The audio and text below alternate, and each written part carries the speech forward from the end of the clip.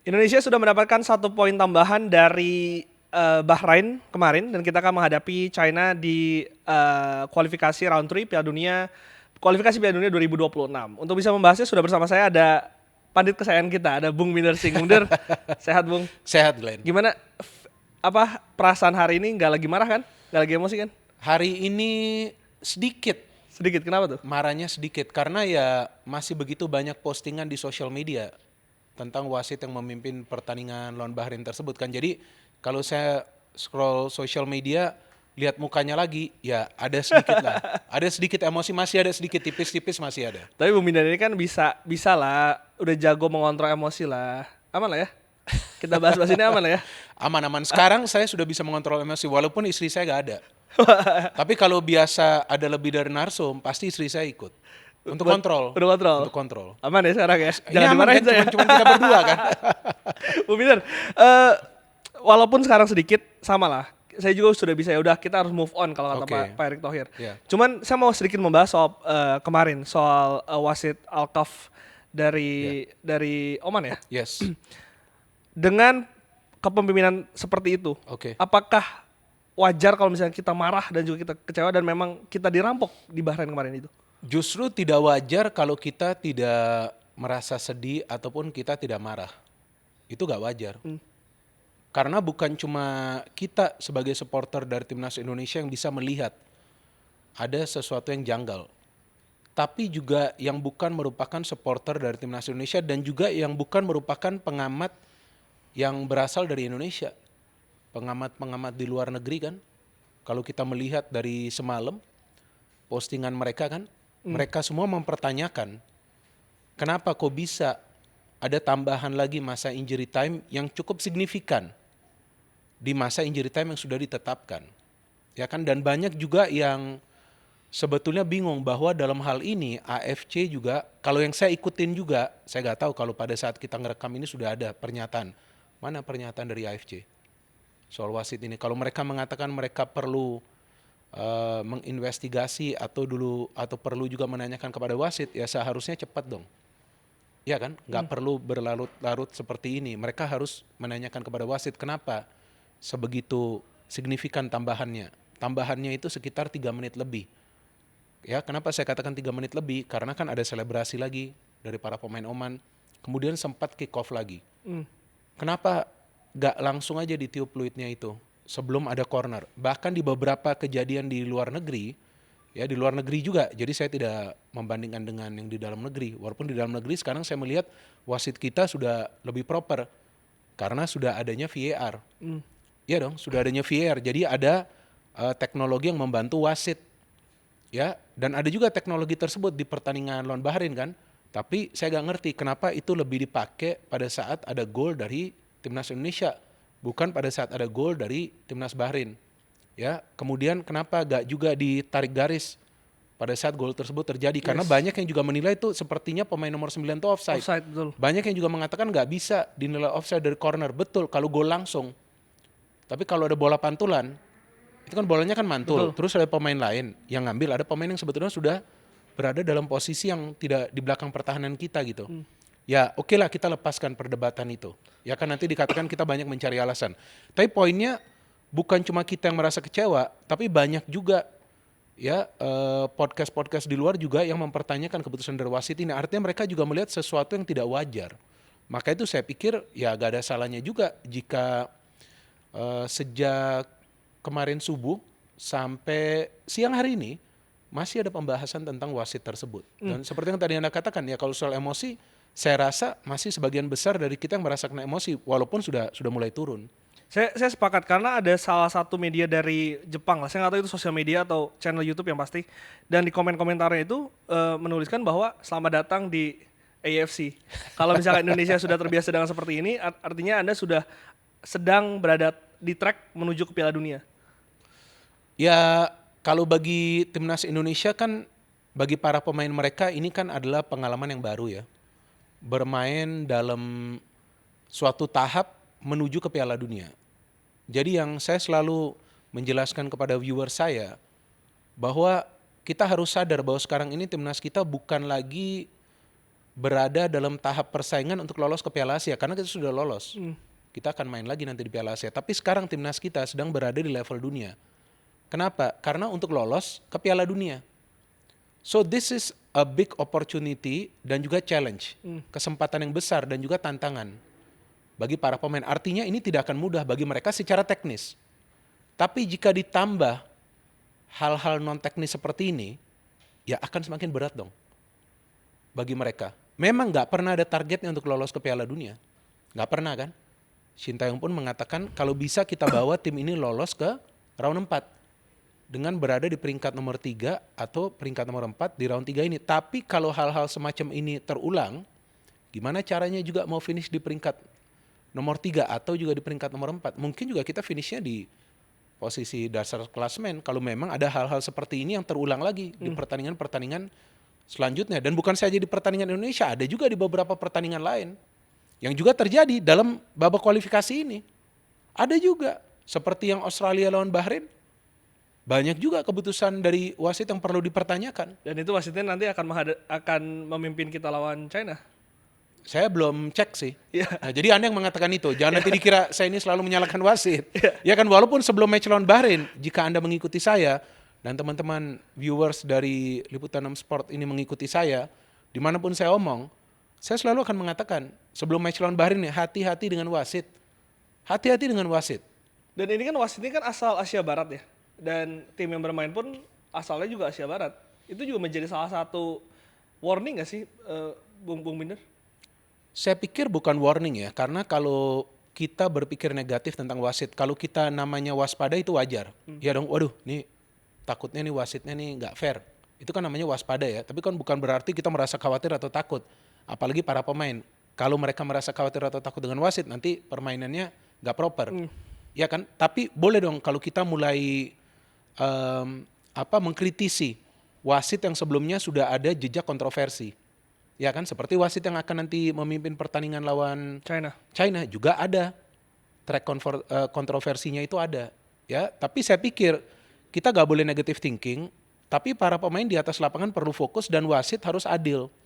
Ya, artinya jika tadi Anda mengatakan bahwa karena ini wasit asal Asia Barat, kemudian ada kedekatan antara Bahrain dan Oman, ya kan, dari segi peta, ya kan mereka kan berdekatan kan. Saya pikir bukan seperti itu cara pandang kita seharusnya. Tapi cara pandang kita itu harus tentang fairness, sportivitas. Karena saya masih ingat di pertandingan Asian Games 2018, pada saat kita tuan rumah, timnas kita lawan Uni Emirat Arab, itu wasitnya bukan asal Timur Tengah. Yang kontroversial itu wasitnya asal Australia. Ya kan? Tapi keputusan-keputusan dia itu kontroversial. Yang dengan mudah memberikan penalti kepada pemain Uni Emirat Arab, sehingga timnas kita harus comeback, ya kan, dan kemudian adu penalti kalah. Jadi sebetulnya nggak bisa dilihat dari asal sang wasit, nggak bisa bahwa wah ini karena wasit asal Timur Tengah kemudian akan curang, nggak boleh seperti itu dong, nggak fair. Jadi lihatnya track record ya? Lihatnya track record. Nah kalau track recordnya sudah ada jejak kontroversi, nah itu perlu waspada. Tapi yang waspada sebenarnya kan bukan pemain, kita supporter dan federasi.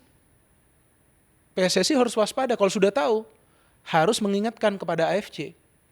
Sudah sebelum pertandingan tuh harus mengingatkan. Karena wasit yang memimpin pertandingan lawan Bahrain itu juga sebelumnya sudah ada jejak kontroversinya. Oke, kalau misalnya kita bahas supaya nggak ngawang-ngawang ya, kita merefer pada rule of the game pada pertandingan tersebut. Yang diperdebatkan adalah sekarang soal extra time 3 menit di saat extra time 6 menit, Bung Binder. Kalau kita lihat peraturannya kan memang wasit itu diberikan hak untuk bisa memberikan tambahan waktu lagi ketika ada beberapa kejadian.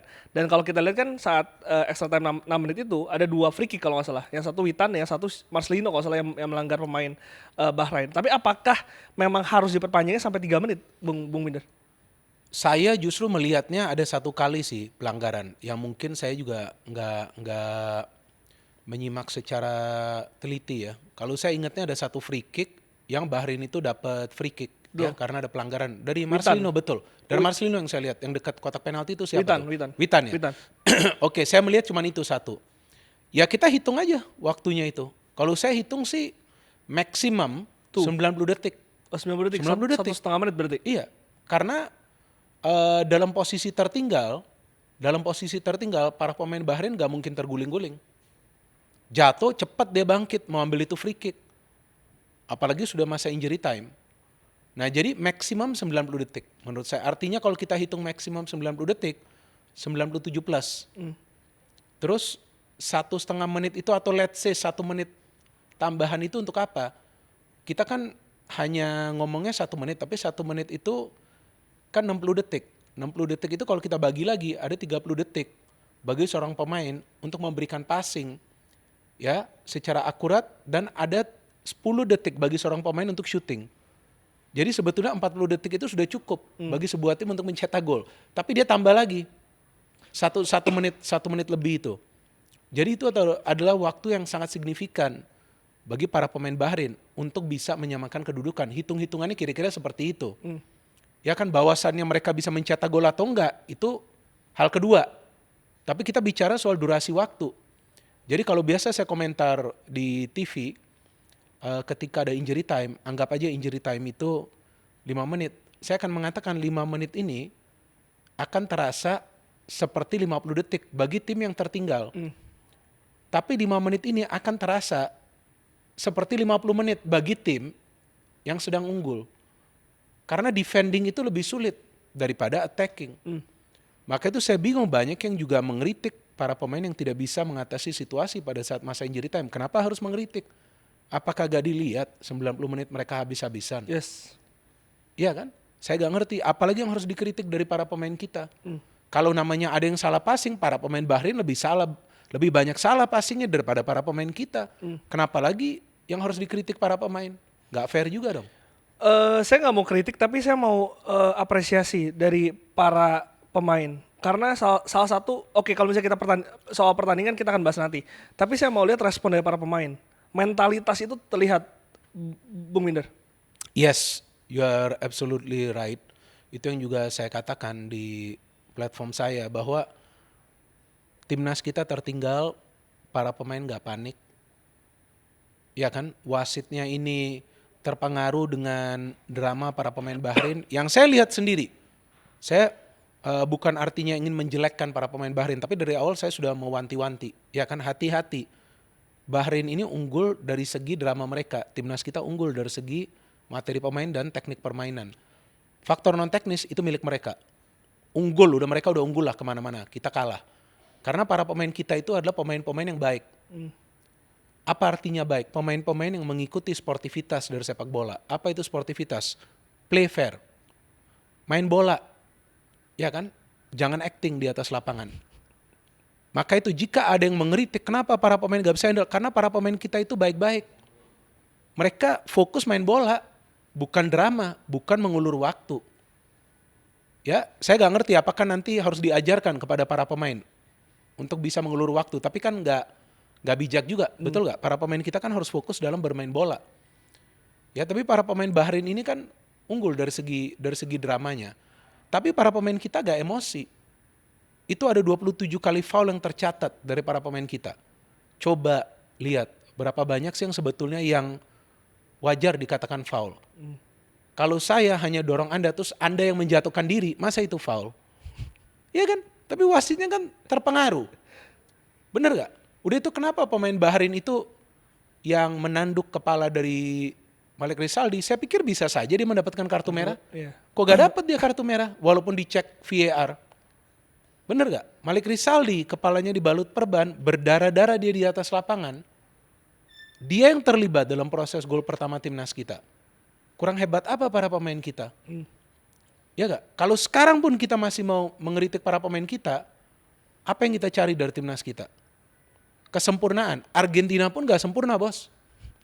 Baru saja menjadi juara dunia, ya kan? Jadi ini saatnya kita semua bijak. Kita semua perlu memahami apa yang sebetulnya terjadi, yaitu timnas kita dirugikan. That's final, everyone know. Ya, jadi jangan juga kita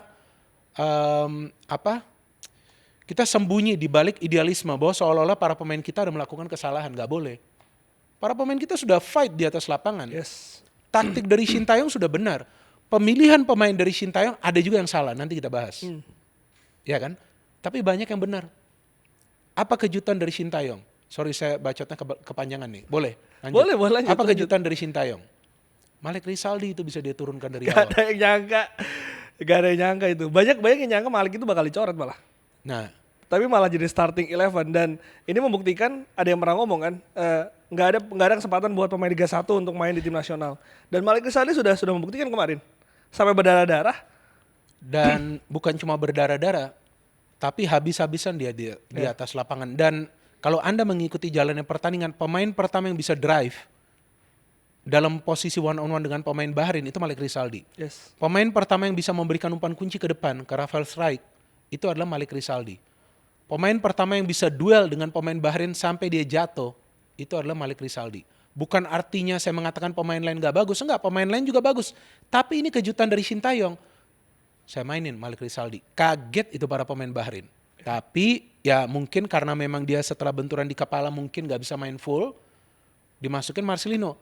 Bagus juga Marcelino mainnya. Bener gak?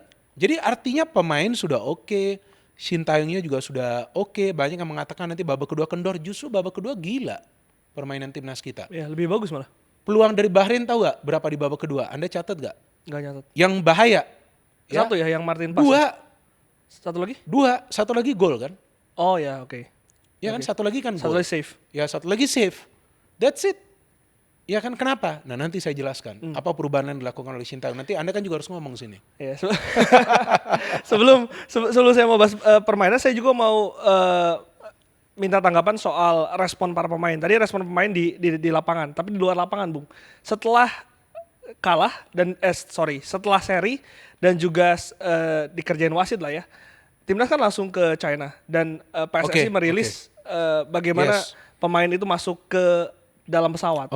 Saya tidak melihat di situ ada rasa sedih yang berlebihan. Mereka tetap optimis dan juga tetap menghadap ke pertandingan selanjutnya. Apakah itu juga Bung Bidar lihat? Ya itu artinya para pemain kita tidak punya beban. Saya sudah melihat ini pada saat mereka latihan. Video-videonya ada ya kan. Saya masih ingat kalau nggak salah ada salah satu jurnalis dari Bahrain atau juga dari Timur Tengah lainnya atau juga dari negara lain kan gak ditunjukin mukanya yang mengatakan kenapa kok para pemain Indonesia seperti bercanda dalam latihan. Sebetulnya mereka tidak bercanda. Mereka tidak bercanda. Kalau bercanda itu kan ya mereka tentu ada ngomong sesuatu ke kamera atau apa, tapi mereka menikmati momen ini. Mereka menikmati momen kebersamaan. Karena mereka tidak berasal dari satu klub. Dari beberapa klub yang berbeda.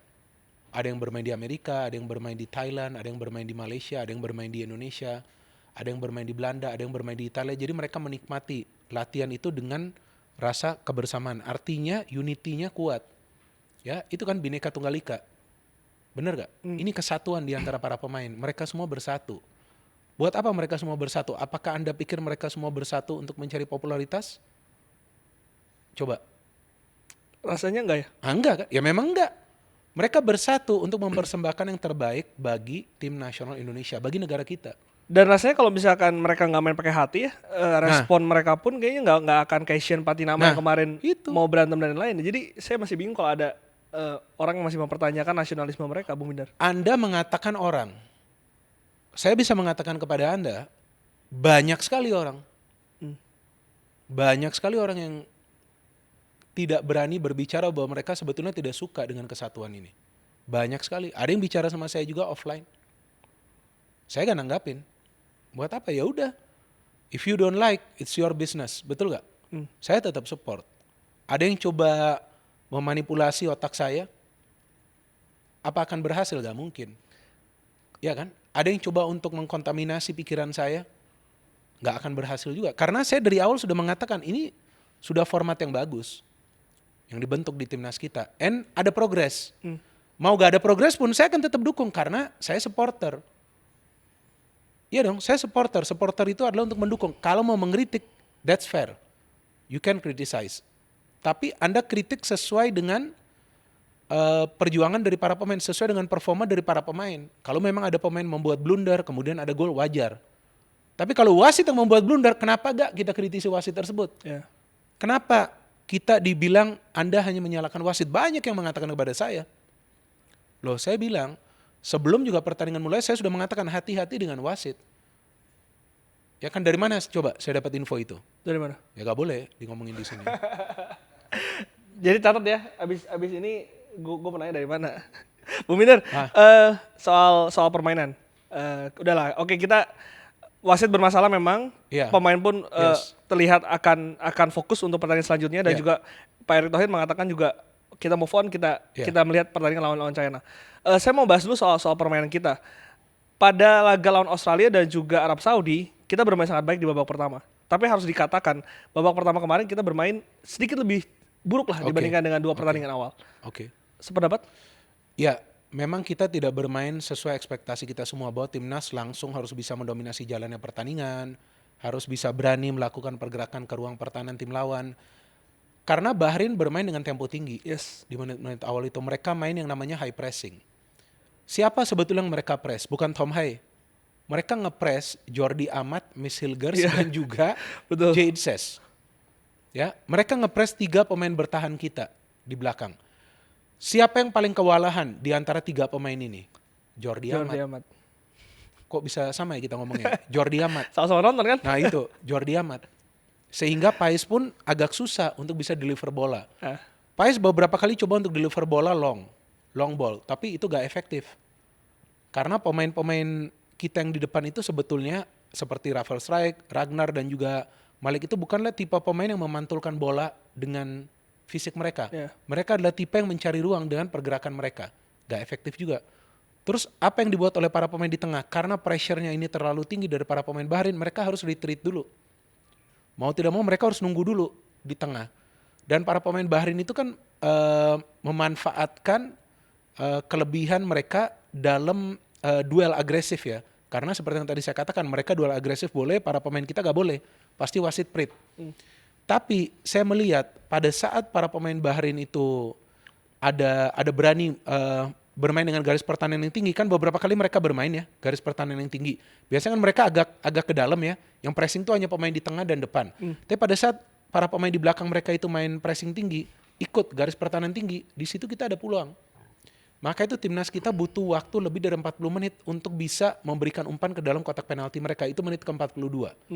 Pada saat mereka sudah unggul, pada saat mereka lebih loose pressingnya, kan sudah unggul. yes. Kalau sudah unggul, mau ngapain lagi high pressing terus? Main sedikit ke tengah, nah unggul. Jadi perlu kita akui bahwa taktik dari pelatih Bahrain ini babak pertama berjalan. Betul. Karena dia press yang di pertahanan, karena dia tahu Indonesia akan build up dari pertahanan. Jangan kasih pemain di pertahanan itu pegang bola. Buat kiper mereka long ball juga agak berhasil. Jadi memang ada kesulitan. Tapi kesulitan ini akhirnya bisa diatasi pada saat Malik, Rafael, dan Ragnar mengandalkan skill individu mereka. Mau gak mau harus main skill individu sekarang. Gak bisa lagi kita build up. Itulah gol pertama tercipta setelah Rafael melakukan Penetrasi. Dan rasanya juga kalau misalkan main high press panjang pertandingan, fisik juga menjadi salah satu catatan, Bung Minder. Iya, maka itu para pemain kita gak mungkin main high press di menit-menit awal pada saat tim lawan itu main high press. Karena sebetulnya Bahrain ini kan dari segi skill perlu kita akui ya, pemain-pemain depan mereka nih skill individunya bagus-bagus. Betul. Kita Dan perlu akui. golnya harus diakui itu bagus. Luar biasa. Itu. Saya jujur kaget, itu jaraknya jauh loh. Itu jaraknya jauh loh. Tapi bisa gol, sampai Martin Paes aja bingung. Martin Paes mati langkah juga. Mati langkah juga. Karena ya siapa yang bisa menyangka tendangan sejauh begitu, bisa gol, bisa melewati garis. Mungkin kalau dia ulangi lagi belum tentu itu gol. Iya. Iya kan, gak gampang melewati pagar pemain kita. Dan dari jarak yang begitu jauh, itu kan biasa kita pikir, ini mah tendangan spekulasi. Mana mungkin masuk, dan saya kira gak masuk. Tapi saya bingung loh, itu wasitnya gak butuh waktu lama loh. Prit gol. Tapi respon pemain kita juga kayaknya pada diem sih. Kaget mereka. Kaget ya kan. Saya gak ngerti apakah sudah ada goal line teknologi. Ya kan, saya gak ngerti, saya belum ngecek juga karena kalau goal line teknologi jam dari wasit itu bergetar, mungkin sudah ada. Jadi sehingga dia langsung prit. Dan ketika babak kedua berjalan juga kan pressing dari Bahrain ini kan sedikit menurun dan kita melihat bisa mengembangkan permainan dan juga lebih bagus lah mainnya. Yes, betul. Karena setelah kita menyamakan kedudukan dan kemudian di babak kedua setelah Jordi Amat diganti, masuknya Rizky Ridho. Nah, saya melihat pertahanan kita udah lebih aman. Karena saya lupa ya, apakah J. Itzes dan Jordi Amat pernah bermain secara bersamaan? Kayaknya belum ya? Kayaknya belum pernah. Belum, karena lawan Irak juga J. Itzes gak main ya, Betul. tempo hari, betul kan? Karena Venezianya lagi playoff ya. Iya lah, Betul, lagi playoff. dia datang pas lah gitu, jadi dia belum fit untuk main ya. Tapi saya melihat pada saat Rizky Ridho main, ada si J. Itzes, nah lini pertahanan kita udah jauh lebih solid, maka itu Bahrain gak bisa cetak gol kan? Gak bisa ciptakan peluang di babak kedua itu yang banyak kan. Padahal Indonesia kan sempat unggul ya dengan skor 1-2 kan, tapi mereka gak bisa mencetak gol. Miss Hilger memang lebih maju, dan setelah itu kita lihat masuknya Marcelino juga menaikkan tempo karena Marcelino pemain yang lebih fresh ya, diganti dan dia lebih berani memegang bola, skill individunya bagus. Dia terlibat juga dalam proses Goal strike. gol kedua, dan pada saat para pemain kita tuh sudah dapat irama, sudah dapat tempo, udah Irak udah down. Bahrain udah down. Bahrain udah gak bisa mengantisipasi serangan kita. 2 gol juga tercipta dari skema set piece ya, apalagi yang gol Bahrain. kedua. Oke. Apakah ini juga efek dari pelatih striker yang baru didatangkan oleh federasi dan diminta oleh Sintayong? Kalau latihan di timnas dan yang mencetak gol adalah striker timnas ya tentu ada. Karena kan yang dikritisi adalah finishing. Ya. Tapi saya lebih highlight adalah jumlah peluang yang diciptakan oleh para pemain kita. Karena jumlah peluang yang diciptakan di pertandingan lawan Bahrain ini melebihi jumlah peluang yang berbahaya yang diciptakan oleh para pemain di pertandingan lawan Australia dan juga Arab Saudi. Lawan Arab Saudi itu total peluang kita tuh 4. Ya, dari total 4 peluang itu hanya bisa mencetak 1 gol. Tapi lawan Bahrain ini total peluang kita itu 5. Yang berbahaya. Dan yang 5 berbahaya 4 on target, 1 melenceng, tapi berbahaya. Ini big chances lah ngomongnya. Dan bisa mencetak 2 gol. So memang dari creating opportunities lebih meningkat. Artinya pada saat creating opportunities itu meningkat, potensi untuk mencetak gol akan lebih tinggi. Tapi tentu diperlukan juga finishing. Dan pas juga yang mencetak gol adalah 2 pemain depan. Bukan defender, bukan midfield. Tapi ada influence atau pengaruh atau secara langsung ya keterlibatan dari pemain dari second line, Ivar Jenner dari gol pertama dan Tom Hay dari gol kedua.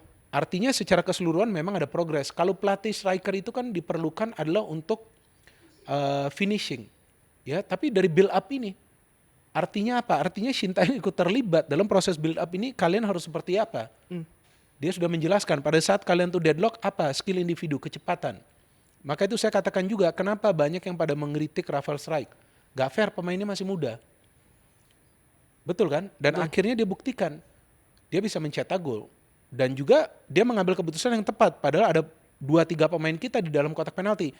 Tapi naluri dia untuk shooting. Nah ini juga bisa masukan dari pelatih striker. Kalau kamu mendapatkan ruang, sekecil apapun itu ruang dan feeling kamu bagus, ya kan, walaupun saya bukan pemain bola dulu. Saya main amatiran sih, di lapangan banteng.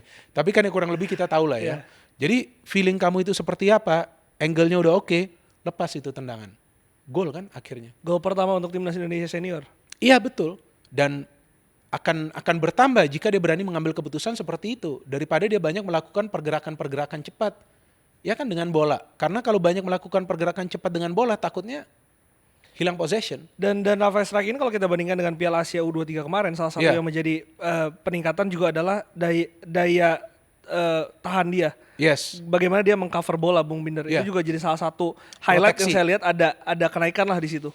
Ya, karena seiring berjalannya waktu bagi seorang pemain muda confidence-nya naik dan dia sekarang kan sudah bermain di Australia ya. Kalau nggak salah dia sudah turun juga tuh bagi Brisbane Roar di pertandingan liga ya. Maka itu saya pikir bagi para pemain kita, apalagi yang muda, jika mereka bermain di luar negeri atau bermain di kompetisi domestik, ya mereka harus mendapatkan menit bermain.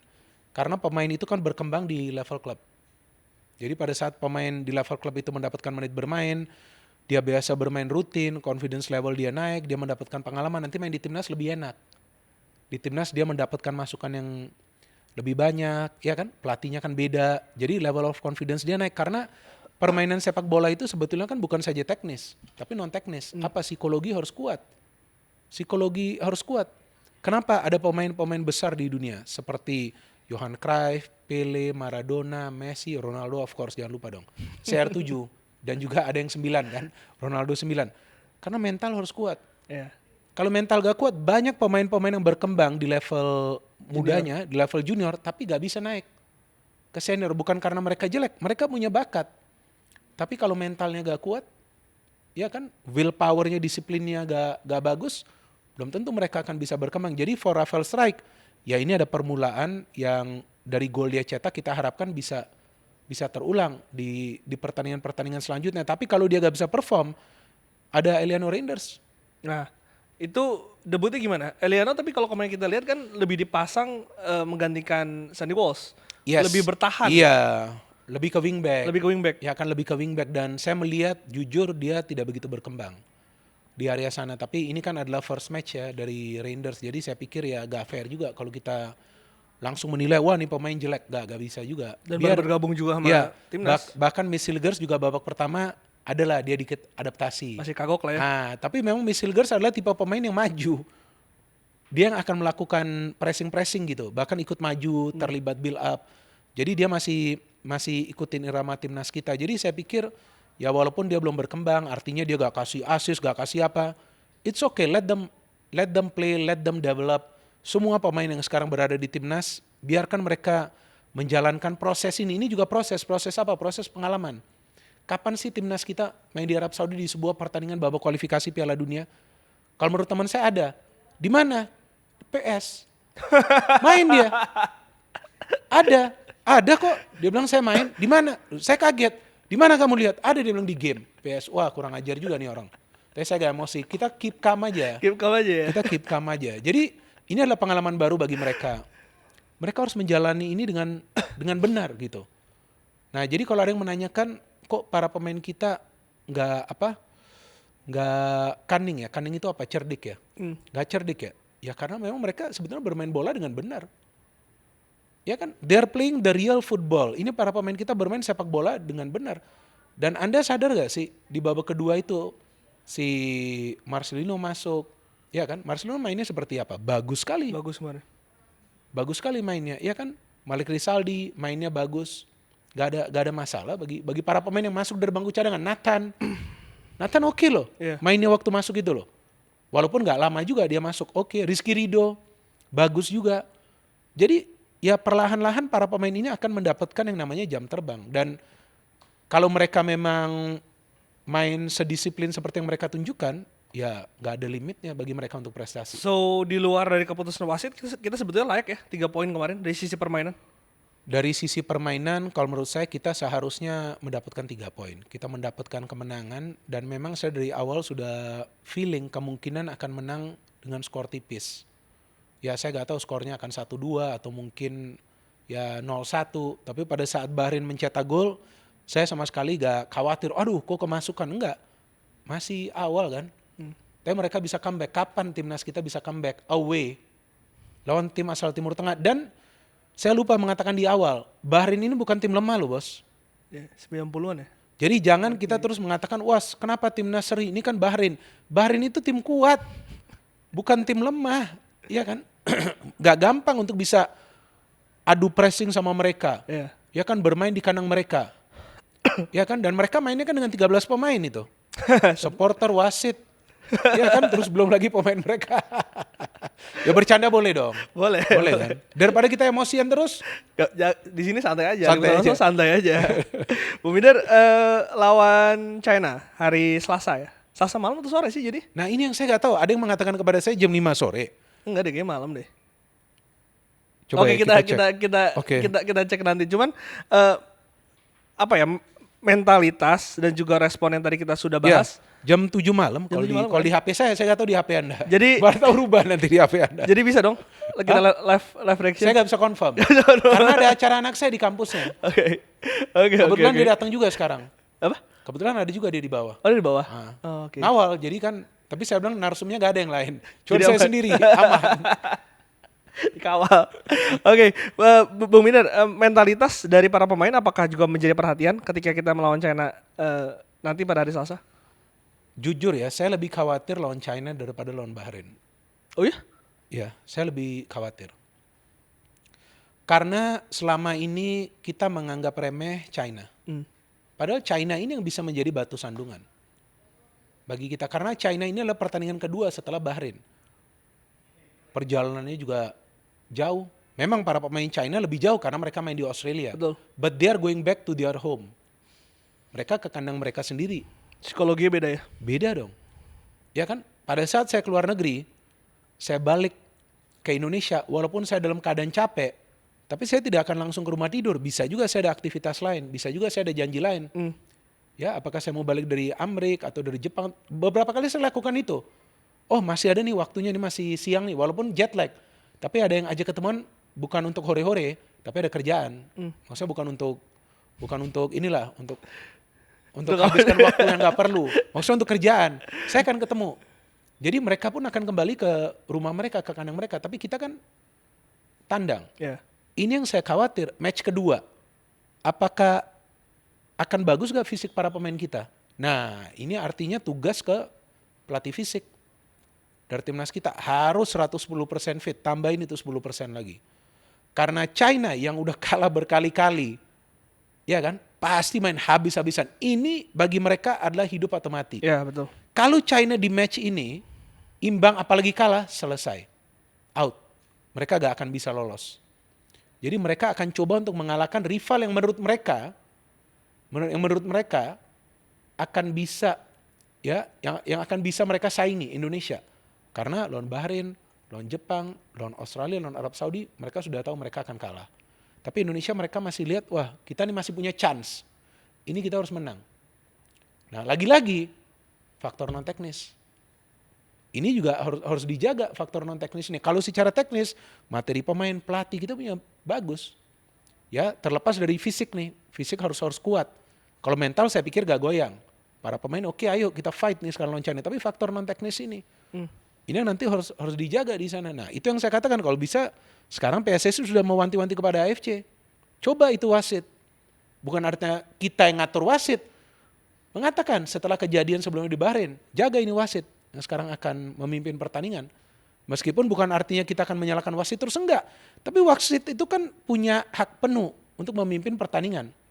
Pemain mau protes, pemain bisa kena kartu merah loh kalau bukan kapten. Ya kan? So, ini adalah salah satu hal yang perlu dijaga.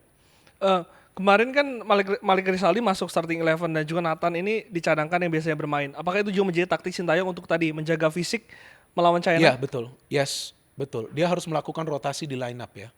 Walaupun selain melakukan rotasi untuk menjaga kebugaran, ada juga pergantian pemain untuk meningkatkan tempo. Karena kita tahu pemain seperti Witan, Marcelino, Nathan, ya ini kan 3 pemain yang sebetulnya punya kecepatan. Nathan cepat loh untuk transisinya. Dari defense ke attack. Witan cepat, Marcelino cepat. Jadi agar permainan timnas kita itu gak kendor, dia mainin lah pemain-pemain pengganti yang lebih fresh dan yang punya skill. Skillnya tinggi nih. Nathan skillnya tinggi untuk umpan, Marcelino bagus, Witan bagus, Rizky Ridho juga skillnya bagus kan, reading the game, delivery bola. Jadi ada juga bagian dari game plan, ada juga untuk menjaga kebugaran. Saya hanya khawatir pemain-pemain di tengah nih seperti Tom Hay dan Ivar Jenner, mereka terkuras habis. Ya kan? Mereka terkuras habis. Nah mereka ini yang harus betul-betul fresh lawan China. China mainnya gak jelek. Saya nonton yang lawan Australia itu, gak jelek mainnya. Berani loh mereka main menyerang. Tipe permainan seperti apa sih? Tipe permainan mereka gak mau bertahan. Oh, terbuka? Main aja terus ke depan. Udah mau di belakang cuma satu pemain, kita hajar ke depan. Serius, saya gak bercanda. Nonton aja teman-teman yang lagi nonton ini podcast. Anda juga boleh nonton habis ini. Gak mau bertahan. Attack. Ya sebenarnya bagus buat kita. Kita kan bisa transisi. Tapi jangan sampai mereka attack kita juga kewalahan.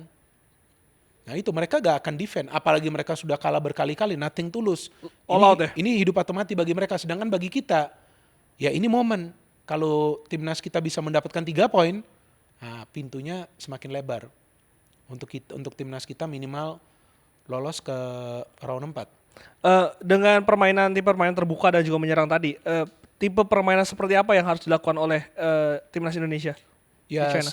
saya pikir kalau melihat track record dari permainan timnas kita di 3 pertandingan awal di round 3 ini, ya main bersabar. Sabar, cek dulu seperti apa nih ombaknya. Tapi ada momen harus cepat nyerang ke depan. Itu gak boleh nunggu terlalu lama.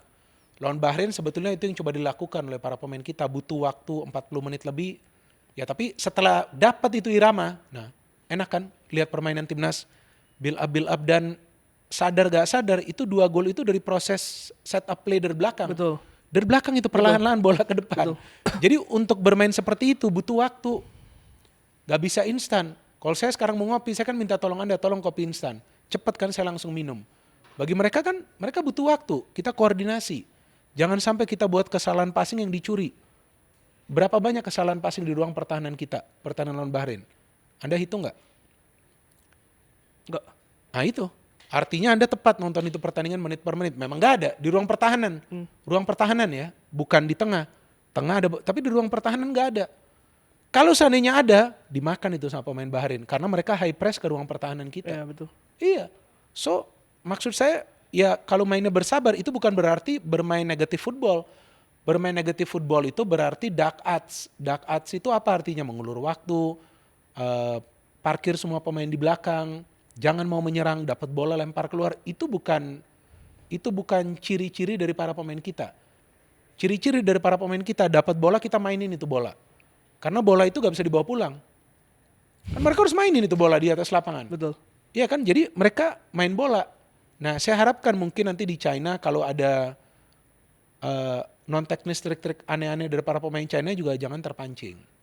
Ya kan, karena kalau dari segi materi, dari segi teknik, dari segi taktik, saya bisa katakan sekarang timnas kita unggul. Ya kan, apalagi lihat dong track recordnya. Kita dapat 3 poin bos, ini 3 poin ya seperti 9 poin kalau bagi saya. Away Arab Saudi kita draw, lawan Australia kita draw, away ke Bahrain kita draw. Oke, sampai ESPN Amrik saja membuat konten tentang Indonesia, ya dapat 3 poin di round 3. Bangga gak Anda? Bangga lah. Nah iya udah, itu. Artinya apa? Ada progres gak dari timnas kita? Ada. Nah seharusnya para pemain itu bermain lepas, nothing to lose. Ya, bukan artinya bermain santai, enjoy aja, menikmati masa ini. Tapi fokus pada permainan seperti Sintayong katakan waktu lawan Bahrain. Jangan pikirin kejadian 12 tahun lalu. Kita gak mau balas dendam.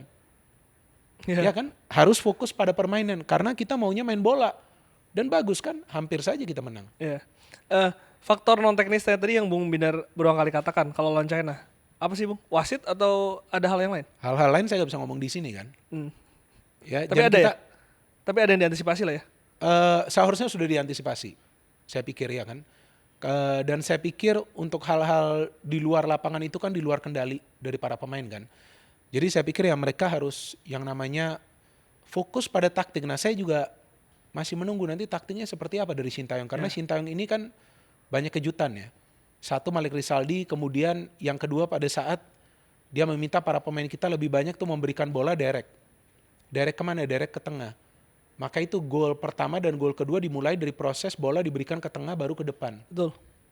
Gak langsung gitu. Meskipun ada yang namanya direct pass.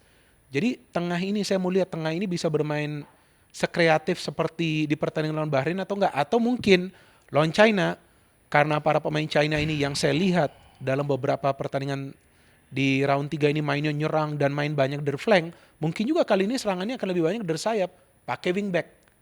Karena lawan Bahrain kita lihat kiri dan kanan kita gak berapa maju. Betul.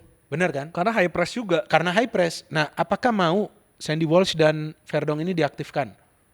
Nah kalau mau diaktifkan ya berarti kita akan main menyerang nanti lawan China. Dan gak perlu khawatir juga. Mau hasilnya apapun saya pikir ya yang penting jika para pemain mainnya benar, ikutin taktik, seharusnya hasil akhirnya itu positif. If it's not a draw, then a win. 2 pertandingan dari 3 pertandingan ini sebetulnya kita tidak diprediksi dapat poin. Iya. Tapi ini kita Bagus kan? dapat 2 poin dan Iya, juga betul. Bahrain. Sebetulnya saya kan kemarin ngobrol sama siapa ya? Podcast terakhir tuh, pokoknya saya ditanya lah prediksinya. Saya bilang ya saya mah Iya. satu sama. Cuman kemarin saya kecewa ya karena 3 poin itu depan mata. Iya betul. Berapa second tapi akhirnya hilang lah. Tapi it's okay. Kita move on lah. Kita move on lah. Cuman dengan melihat timnas yang seperti ini, menyangka nggak sih kita bisa bersaing dengan grup neraka ini di zona Asia? Kalau soal bersaing, saya selalu mengatakan peluang itu ada. Tapi kan saya mengatakan bersaing, tapi bisa mendapatkan 3 poin seperti ini kan luar biasa. Saya jujur tidak pernah menyangka. Saya nggak mau munafik juga, ya kan. Tiba-tiba saya bilang saya tahu ini itu enggak. Saya nggak pernah menyangka akan bisa mendapatkan 3 poin dari tim-tim kuat. Betul. Ini tim-tim kuat yang Dan dihadapin. away. Hah? Dan 2 away. Ada 2 away. Ada 2 away. Iya kan, ini tim-tim kuat yang dihadapin. Ya, walaupun sekarang lawan salah satu tim yang lemah di grup ini, di grup C. Jadi saya tidak pernah menyangka, apalagi kita gak boleh lupa di bulan November tahun lalu, November ya, kalau nggak salah lawan Irak ya. November ya? Ya November ya. Itu kan dibantai timnas kita. 5-1 ya? Main away di Irak. Ya kan, tapi terus draw lawan Filipina. Betul. Itu saja banyak yang pesimis bisa lolos ke round 3. Tapi timnas kita sekarang berada di round 3. Nah ini semua kan bentuk proses yang dijalankan oleh Shin Tae-yong, para pemain dan juga federasi. Dan ada juga dukungan dari pemerintah untuk timnas kita ini sukses. So it means semuanya lagi berjalan sesuai dengan jalur yang benar. Tracknya ini sudah benar. Means terlepas dari hasil di Bahrain, ini bukan akhir segalanya. Itu yang menjadi, oke, kecewa boleh, cuman ini bukan akhir dari segalanya. Kita masih on the right track to compete di grup C ini, Bung Midar. Ya, of course, kita masih on the right track to compete ya. Bahwasannya nanti bisa lolos ke Piala Dunia atau enggak itu hal kedua. Ya kan, dan saya selalu mengatakan jangan sampai kita overreact atau kita over expect atau kita over confident bahwa timnas kita akan lolos ke Piala Dunia. Jangan, peluangnya ada. Tapi kita juga jangan over ekspektasi. Takutnya nanti kena psikologi dari para pemain. Apalagi nanti waktu mereka bermain di Jakarta kan, wah gila-gilaan ekspektasi kita kan, hype-nya terlalu besar.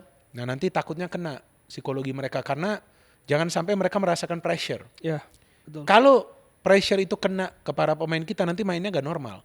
Mau namanya pemain main di Eropa atau main di sini atau main di manapun, main di Thailand, main di Malaysia, namanya pressure itu kan gak gampang. Karena tidak semua orang itu Cristiano Ronaldo. Cristiano Ronaldo itu pernah mengatakan, pada saat dia ditanya oleh Rio Ferdinand, apakah Anda merasa pressure pada saat Anda harus mencetak gol? Dia mengatakan bahwa saya tidak pernah merasakan pressure. Saya tidak pernah merasakan pressure. Saya hanya fokus dalam permainan saya. Karena kalau dia merasakan pressure, pasti dia akan terganggu. Artinya tidak semua orang seperti Cristiano Ronaldo. Ya kan? Banyak pemain juga yang kena pressure. Bisa gagal penalti dalam adu penalti. Ya. Ya kan, jadi pressure ini gak boleh kena kepada para pemain kita. Dan gak perlu ngasih pressure yang gak perlu. Gak perlu. Nggak perlu. Sekarang kita berbicara bukan soal lolos ke Piala Dunia, kita berbicara soal lawan China dan sebelumnya lawan Bahrain. Betul. Kita gak ngomong soal timnas akan ke Piala Dunia. Karena sekarang ini masih dalam jalur, masih dalam perjalanan, masih ada banyak pertandingan yang tersisa. Dan enjoy the process lah. Kalau misalnya saya bandingkan dengan Shin Tae-yong di AFF 2021 ya di Singapura. Dengan saat ini kan permainannya sangat berbeda dan ada peningkatan. Yang penting kan kita maju ke depan, ada peningkatan. So, ya menurutku apapun hasilnya saya bangga sama timnas ini.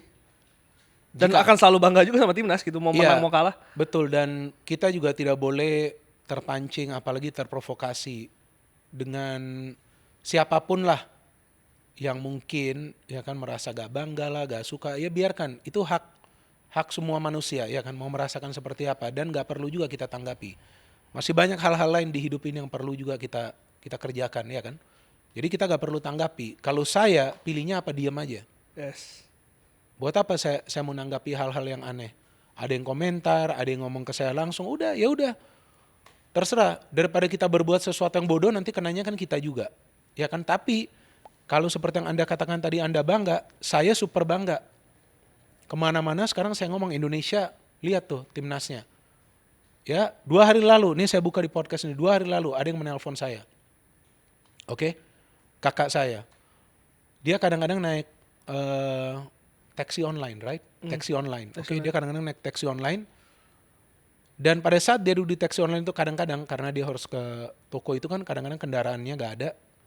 Dipakai anaknya, jadi dia pakai itu. Dia duduk karena nama belakang dia sama kayak saya Singh.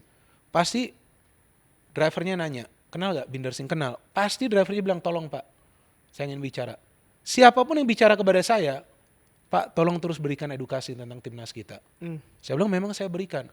Pak, saya suka pemain-pemain keturunan kita. Ya oke, gak apa-apa, bagus Pak, Bapak dukung terus. Pak tolong suruh sini, diam situ, itu bukan tugas saya. Enggak, serius. I'm not joking. I'm not joking. Itu bukan tugas saya, sorry. Ya kan? Anda kalau tidak suka dengan seseorang, ada social media. Tapi tolong jangan menghujat atau menghina siapapun itu. Mereka juga ada perasaan. Ya kan? Kalau saya memilih, saya nggak mau respon. Kalau saya respon panjang, nanti saya nyamperin itu orang. Saya nggak mau, saya tipe orangnya begitu. Jadi udahlah, saya udah lagi tenang, hidup saya lagi tenang. Saya nggak mau hal-hal yang sebetulnya nggak perlu juga saya recokin. Ya udah mereka istilahnya marketplace. Ya kan? Itu marketplace mereka. Marketplace saya di sebelah sini. Ada batasan. Ya kan? Saya lewat, bahaya. Mereka lewat, mereka lebih bahaya. Jadi jangan ganggu saya juga. Ini bukan sekali 2 kali, beberapa kali. Itu terakhir 2 hari lalu. Ya, semalam ada yang nelpon. Ini kawan. Gak bisa saya spill lah namanya di sini. Kawan, kenapa Indonesia gak menang? Saya gak mau pakai kata-kata yang dia pakai tentang wasit itu. Dia pakai istilah lain lah. Dari hasil akhir itu yang pernah saya cerita kepada Anda, tapi gak bisa kita ngomong di sini. Saya bilang ya memang inilah sepak bola, kadang-kadang ada dramanya. Hampir aja dia bilang Indonesia menang. Gila mainnya kok hebat begini. Si Tom Hay begini, si Strike begini. Gila dia bisa shooting begini. Dan ini orang yang ngomong ke saya, ya ini adalah kawan saya. Yang dulunya kalau telepon saya, Argentina menang loh. Inggris menang loh. Wah Spanyol ini loh. Nelpon jam 9:30 malam ngomongin timnas Indonesia. Kamu lagi udah minum berapa pack nih? Minum apa kamu hari ini? Enggak, saya lagi sadar kok saya gak mabuk. Lo nonton bener timnas? Wah bukan nonton lagi bro. Gini. Yang dulunya gak nonton timnas, sekarang nonton timnas. Kenapa? Karena permainannya bagus. Yeah. Permainan, mereka gak lihat ini pemain dari mana apa. Pemainnya bagus. Terus pertanyaan dia begini. Kapan Kevin Diggs gabung? Mana saya tahu. Bukan saya kok orang federasi. Loh, bukannya kamu kenal Erick Thohir? Mana ada saya kenal Erick Thohir. Saya tahu Erick Thohir itu siapa. Saya gak kenal. Tolong dong tanyain kapan nih nanti kita dapat striker. Jadi sekarang yang berbicara tentang timnas-timnas lain, sekarang berbicara tentang Indonesia. Nanti di masa depan, kita akan mendukung Indonesia di Piala Dunia. Bukan Argentina, Amin. bukan Brazil, Amin. bukan juga Inggris. Itu yang kita harapkan. Amin. Jadi sekarang pada saat orang yang dulunya gak pernah loh ya, nonton timnas. Bukan artinya mereka anti timnas, enggak kan. Ada juga kan yang senang nonton sepak bola luar kan. Yeah. Sekarang nonton. Dan bicara tentang timnas. Dan ada harapan di situ. Ada harapan. Dan mereka nggak ngelihat untuk lolos ke Piala Dunia. Mereka lihat kok mainnya bisa bagus. Kok bisa di Bahrain cetak 2 gol. Ya kan kok bisa di Arab Saudi tuh mancini sampai ketar-ketir. Kok bisa pelatih Australia dipecat karena seri lawan kita. Ya kan, wah sekarang kita mau ke China nih bro, ayo kita berangkat. Ya saya kan nggak bisa berangkat. Orang ini mau berangkat ke China. Udah beli tiket. Dan dia nonton timnas itu sejak lawan Filipina yang 2-0. Wah kaget dia. Nah jadi ini perubahan yang memang positif ke arah yang benar. Ya kalau kita mau dukung bagus, kalau kita nggak mau dukung ya itu hak kita masing-masing. Yeah. Tapi kalau kita nggak mau dukung jangan juga direcokin unity ini. Ya kan karena buzzer timnas di mana-mana. Buzzer timnas juga? Saya buzzer timnas karena saya mendukung timnas. Saya mendukung siapapun pelatih itu yang melatih timnas saya akan dukung. Ya kan sama seperti fans MU yang sekarang mendukung Ten Hag. Banyak yang mendukung Ten Hag juga. Walaupun kita tahu performa dari MU kan ya masih up and down. Benar kan? Tapi namanya supporter itu mereka akan mendukung. Ya apapun hasilnya ya. Iya. Dan ya apapun hasilnya dan juga kalau dari permainannya mereka fight, mereka pakai hati. Ya. Nah itu determinasinya ada. Jadi saya pikir untuk match lawan China kita juga jangan berpikir yang aneh-aneh. Kita harapkan yang terbaik. Kalau faktor non teknis itu di setiap pertandingan sepak bola itu ada.